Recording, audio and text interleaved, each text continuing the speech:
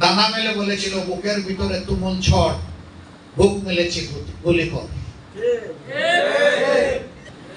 মেরিটকে জায়গা না দিয়ে রাজনীতিকে স্থান দেওয়া হয়েছে। তুমি আমার দল, অতএব তুমি থাকবা, তুমি আমার দল না, তোমার কোনো জায়গা নাই, পালাও। আমরা এমন একটা দেশ চাই যেই দেশটি পাওয়ার জন্য ১৫০০-এর অধিক আমাদের সন্তানেরা তাদের জীবন দিয়েছে।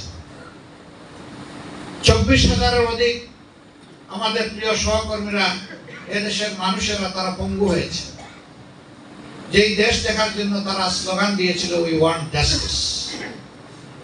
আমরা সমতার, ভারসাম্যের, বৈষম্যহীন একটা দেশ দেখতে চাই, যে দেশে সামাজিক ন্যায় বিচার বা সুবিচার প্রতিষ্ঠিত থাকে।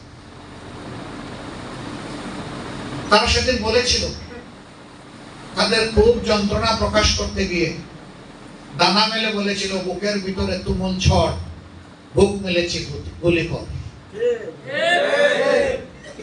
কেন তারা বুক পেতে গুলি করার কথা বলল?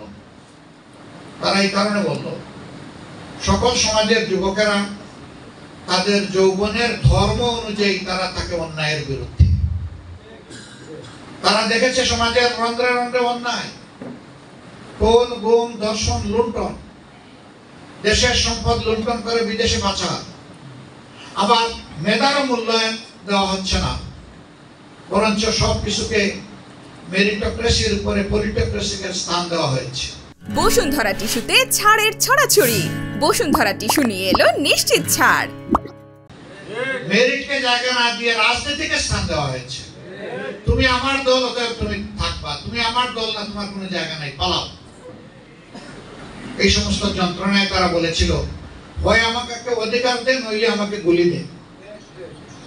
আবু সাঈদ সেই কথা বলেছিল, তার বিশ্বাস ছিল সে অধিকার পাবে, তাকে গুলি করা হবে না, কিন্তু তাকে পরপর ৩টা গুলি করে শেষ করে দেওয়া। সে আমাদের আইকন, সে আমাদের সেনাপতি এই স্বাধীনতা যুদ্ধে। আমরা তাকে শ্রদ্ধা, ভালোবাসা এবং সেলুট জানাই। শুধু সে নয়, তার সাথে যুদ্ধ করে যারা জীবন দিয়েছে তাদের সকলের প্রতি ভালোবাসা, শ্রদ্ধা, কৃতজ্ঞতা, সেলুট। এরা আমাদের সম্পদ, এরা জাতীয় বীর। যারাই লড়াই করেছেন, পঙ্গু হয়েছেন, আহত হয়েছেন, অক্ষত দেখেছেন, সকলেই আমাদের জাতীয় বীর।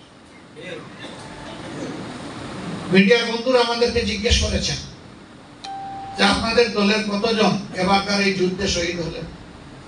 আমরা বলেছি আবার বৃদ্ধ বনিতা, ধর্ম, বর্ণ নির্বিশেষে যারাই জীবন দিয়েছেন তারা সকলেই আমাদের বীর, আমাদের শহীদ। আমরা দলীয় ভিত্তিতে আমাদের শহীদদেরকে পরিচিত করতে চাই। তারা জাতির সম্পদ, জাতীয় বীর। আমরা তাদেরকে সেই উচ্চতার মিনারে রাখতে চাই, দেখতে চাই।